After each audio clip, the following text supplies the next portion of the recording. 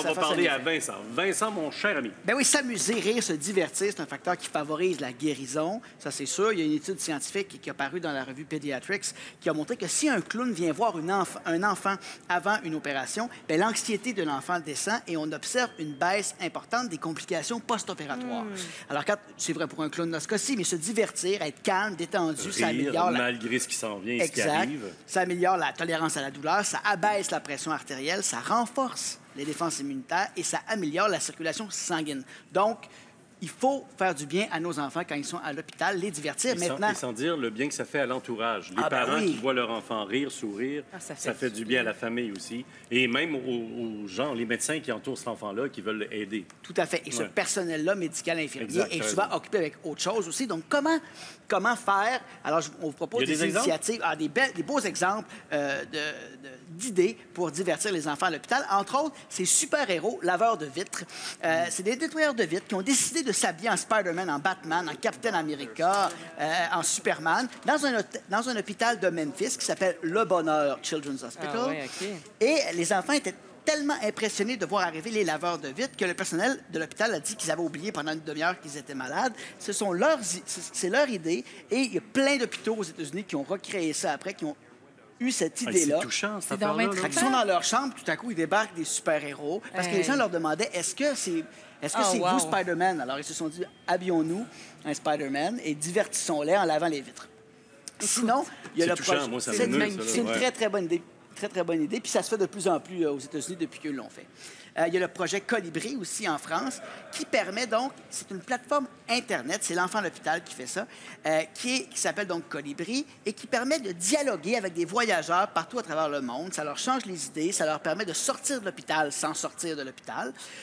Donc c'est via Internet en fait. Exactement. Donc si toi tu pars en vacances, tu pourrais devenir un cyber-reporter pour eux. Et là, tu fais des reportages, tu poses des énigmes aux enfants et les gens qui sont responsables de l'éducation de ces enfants-là, qui font l'école à l'hôpital, se servent des reportages pour apprendre des choses aux enfants. Ça, on peut le faire là, mettons qu'il y a des gens qui nous écoutent qui prévoient un voyage, là. Ça se fait en France. Je ne sais pas quelle est c'est peut-être plus pour les Français, mais c'est une belle initiative. Est-ce qu'avec les hôpitaux du Québec et du Canada, on pourrait essayer de lancer ça? C'est une belle idée, en tout cas. Vous partez dans un voyage très original, peut-être, qui peut faire rêver l'enfant qui est dans son lit, mais lui, il va pouvoir vous parler régulièrement pendant ce voyage-là, au moins par courriel. Tout à fait. Sinon, il y a Denise Robert qui a eu un projet citoyen hors du commun, unique au monde, une productrice qui est allée avec sa fille à l'urgence parce qu'elle s'était blessée. Elle a dû aller à l'urgence et là, sa fille a trouvé ça très angoissant d'être à l'urgence et elle s'est dit, ça devrait être pourtant un lieu rassurant, agréable pour les enfants. Donc, elle a décidé de pas juste faire une levée de fonds, mais d'organiser vraiment un projet communautaire pour revigorer la salle d'urgence de Sainte-Justine. En un mot, elle a trouvé ça lettre, elle a dit on va l'organiser. Exact. On peut voir de quoi ça a l'air. Oui. C'est très beau maintenant ce que ça a l'air à Sainte-Justine. Les couleurs changent tranquillement. C'est très reposant.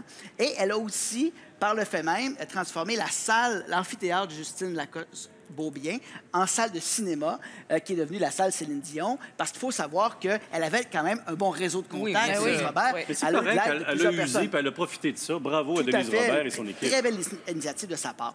Alors, il y a d'autres parents qui parfois font les mêmes constats, mais qui n'ont pas nécessairement le même réseau de contacts. Et là, je pense à Vicky Boutin, qui est une maman qui, durant sa grossesse, devait subir une transfusion sanguine 2 fois par semaine. Donc, elle allait là-bas en hématologie à Sainte-Justine. Et quand elle avait fini à 5 heures, on la transférait en oncologie. Et là, elle voyait les jeunes qui avaient des traitements de chimiothérapie et qui avaient seulement une vieille télé. On a une photo qu'elle a prise, Vicky, à montrer. C'est une photo spontanée qu'elle a prise comme ça, sans trop s'organiser pour qu'elle soit parfaite. La photo, on peut la montrer. Voilà, c'est déprimant. Et on peut voir la télé, c'est une vieille télé. Là, on peut voir l'autre photo qui suit. Donc, ils sont mal équipés. Puis on sait qu'à Sainte-Justine, il y a des zones qui sont plus équipées que ça. Ils mettent beaucoup d'efforts là-dessus. On n'est pas en train de faire la critique de Sainte-Justine. On fait juste dire il y a une initiative d'une maman qui s'appelle Vicky, qui est au bout du Skype, avec qui on va jaser là pour aller voir un peu ce qui s'est passé. De concert avec la Fondation, d'ailleurs. Bonjour, Vicky, comment vas-tu? Bonjour André, ça va bien? Écoute, c'est une belle histoire, tout ça, une initiative que tu as prise à ta façon. Est-ce que je l'ai bien décrit? Je t'imagine assise devant ce mur que tu as photographié, puis tu te dis, voyons, c'est bien laid, je vais en faire une photo, puis il faut que ça bouge. Est-ce que c'est ça? Ben oui, et surtout que je suis assise à côté, on est couché toute la journée à recevoir nos traitements, à côté des enfants qui reçoivent leur traitement de chimiothérapie, qui ont le cancer. Ça va pas super bien, les gardes de sourire, mais la journée est plate. Fait que moi, j'ai pris l'initiative d'essayer de rendre les journées plus amusantes quand ils vont à l'hôpital.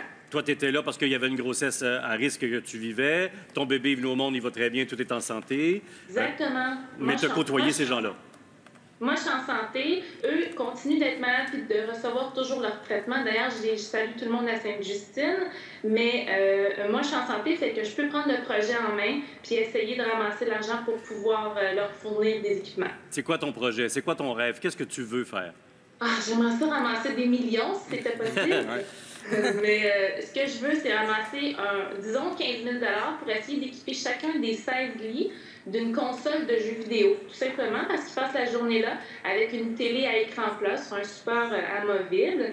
Puis, ils vont pouvoir jouer au moins aux jeux vidéo toute la journée. Quand on est malade, il me semble que c'est ça qui est le fun à faire toute la journée, de s'amuser. Alors, un minimum de 15 000 $, plus je vais en ramasser, plus je vais pouvoir en mettre. Comment on fait? Comment on t'aide? Comment tu as organisé tes flûtes, toi, pour ramasser cet argent-là? Bien, je me suis dit à la base qu'il y avait des téléthons qui étaient organisés chaque année. Donc, je pensais que c'était déjà pris en main par quelqu'un, mais j'ai compris qu'on est super bien traités. On a les meilleurs traitements. C'est à ça que ça sert l'argent des téléthons. Oui. Donc, ce que j'ai fait, c'est que j'ai demandé à la Fondation Sainte-Justine est-ce que je peux faire ma propre collecte pour aller mettre des télévisions et des jeux vidéo dans les dortoirs d'oncologie et hématologie.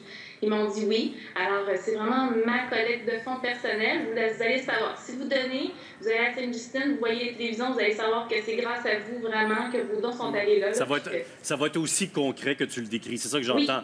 Oui. Cet argent-là, on est en sécurité si on te donne de l'argent. Tu peux le confirmer. Et c'est par un Facebook, par un site Internet que nous, on va mettre sur notre lien. Comment ça fonctionne concrètement?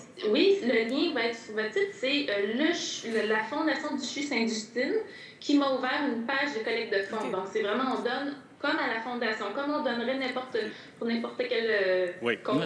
Et sécurisé. Ça, j'insiste là-dessus parce que les gens qui nous écoutent, ils ne savent pas c'est qui cette Vicky-là qui est devant moi, mais ils veulent savoir que c'est à Sainte-Justine qu'ils vont donner cet argent. Je ne me prends pas de salaire de 500 000 $ là-dessus. C'est sur le site de la Fondation, il n'y a aucun doute là-dessus. C'est sur le site de la Fondation, on l'a dit. Et c'est juste un grand geste de grand cœur que tu as et de partager cet élan-là. Bon, on va essayer de t'aider aussi. Merci beaucoup à toi.